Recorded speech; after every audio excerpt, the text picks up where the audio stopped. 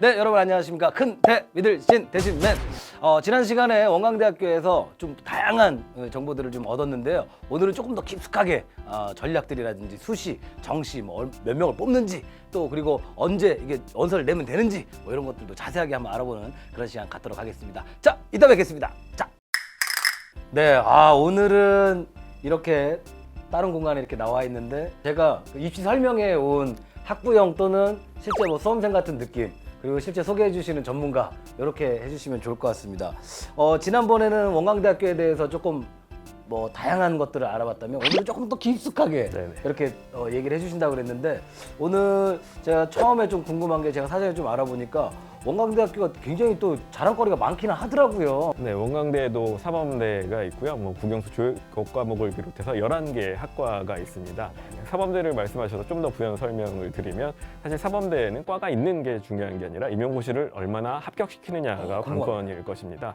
저희가 2018년에 80명의 학생들을 임용고시 합격시켰고, 전년도에 84명, 그리고 올해에도 84명, 이런 식으로 꾸준하게 임용고시 합격률을 보이고 있습니다. 근데 이것이 왜 중요하냐면, 사실은 학부생 때나 졸업하고 바로 사실 임용고시 합격하는 경우가 굉장히 드물 수밖에 없습니다. 몇 년간 시험을 준비해야 될 때 저희 대학 같은 경우는 졸업한 그런 친구들에게도 그런 고시실이라든지 교수님들의 그런 1:1 지도를 통해서 꾸준하게 합격률을 이어가고 있다고 보시면 되겠습니다. 졸업 후에도 AS를 확실하게 하고 있는 것이죠.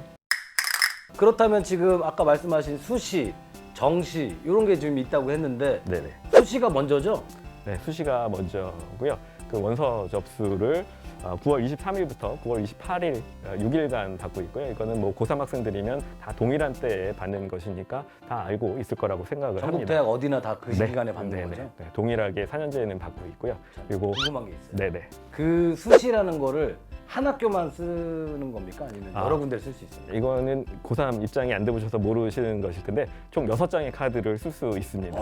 네네. 그러니까 자연스럽게 본격적으로 알려주세요. 네네. 저 궁금합니다. 네, 그래서 그 저희 대학도 전형이 여러 개가 있어 사실 여러 장의 카드를 쓸 수 있는데, 가장 대표적으로는 학생부 종합전형 수시 면접 보는 그런 전형인데, 거기서 한 장의 카드를 쓸 수 있고요. 그리고 학생부 교과라고 있습니다. 이것은 면접 없이 이 학생부 교과, 그러니까 내신 점수로 수시를 입학하는 그런 전형이고요. 그리고 뭐 정원의 전형이 있는데, 뭐 여기에 해당하는 학생들은 뭐 농어촌이라든지 이런 특수한 그러한 학생들만 지원할 수 있는 거여서 최대로는 3장의 카드를 저희 대학에 지원한다라고 했을 때 쓸 수 있는데, 일반적으로는 학생부 종합전형, 학생부 교과 2장의 카드를 쓸 수 있게 됩니다. 그리고 그러면 학생부 종합전형은 면접 로 따라 붙는 것이고요. 학생부 교과는 점수만으로 하니까 면접은 특별히 진행되지 않습니다.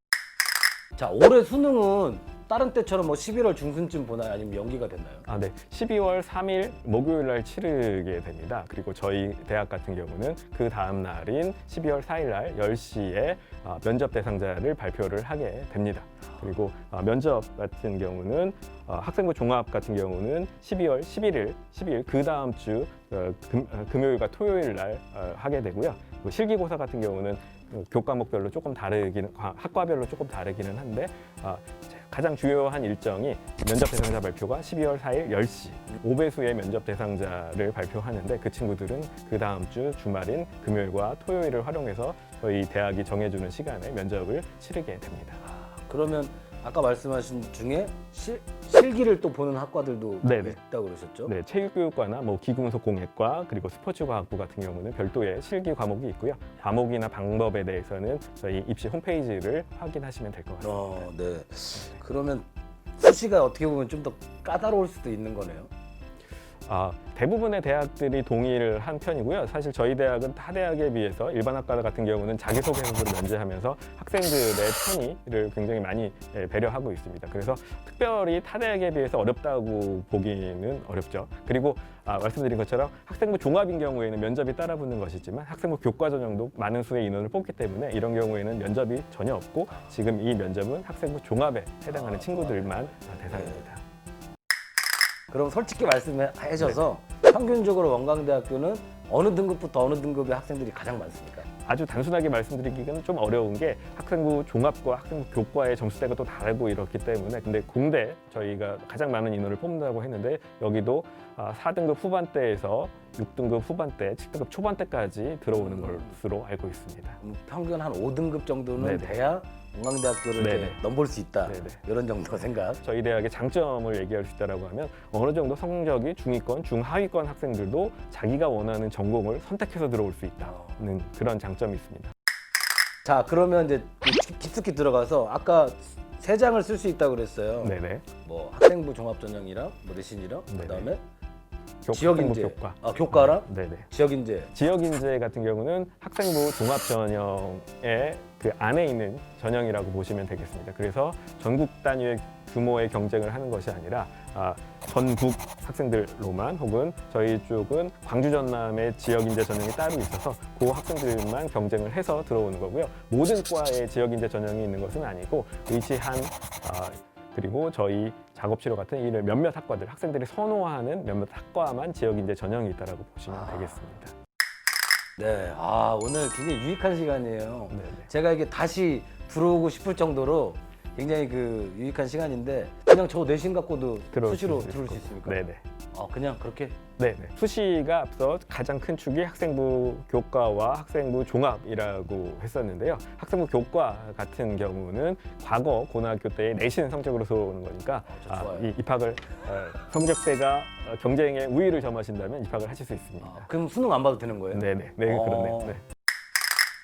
이제 이거 궁금한 거. 아까 그 장학금 많이 준다고 얘기했는데 뭐 입학하면서부터도 주는 장학금이 있다면서요? 네, 그렇습니다. 저희가 기존의 장학금 체계를 올해 확 바꿨고요. 그리고 가장 큰 특징이 뭐냐면 앞서 수시, 정시가 있다라고 했는데 수시에 최초 합격하는 친구들, 이 친구들이 등록을 했을 때 전원 50만 원의 장학금을 지급하기로 했습니다. 그러니까 전원 다요? 네.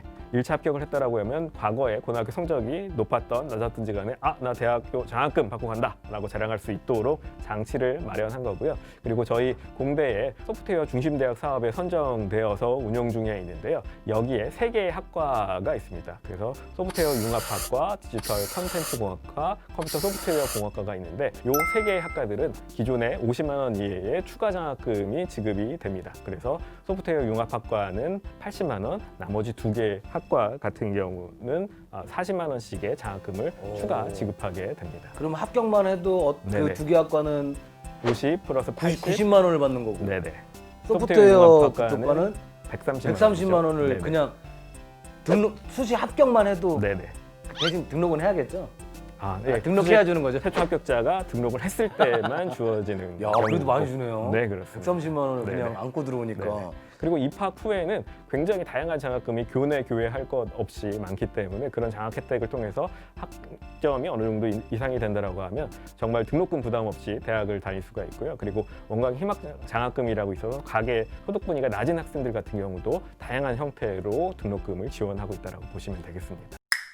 이제 끝으로 이 영상을 볼 학생들 또는 학부모님들 또는 미래 대학생이든 뭐 중학생이든 그리고 또 다시 한번 학교를 도전하고 싶은 저처럼 지금 듣다 보니까 혜택이 너무 좋으니까 한번 가고 싶어하는 또 만학도라든지 이런 분들한테 마지막으로 인사나 뭐 정리해서 한번 해주시면 좋을 것 같습니다.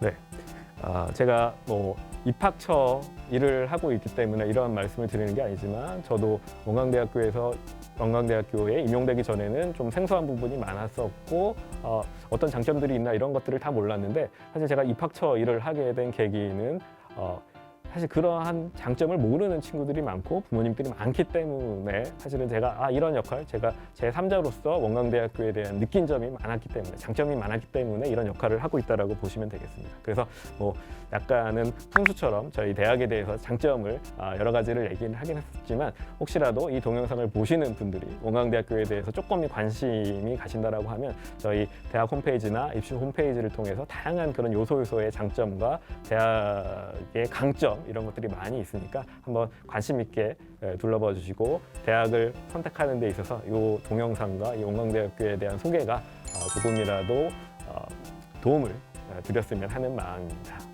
네, 고맙습니다. 네, 감사합니다. 잘 들었습니다, 선생님. 많은 도움이 됐어요, 저도. 네.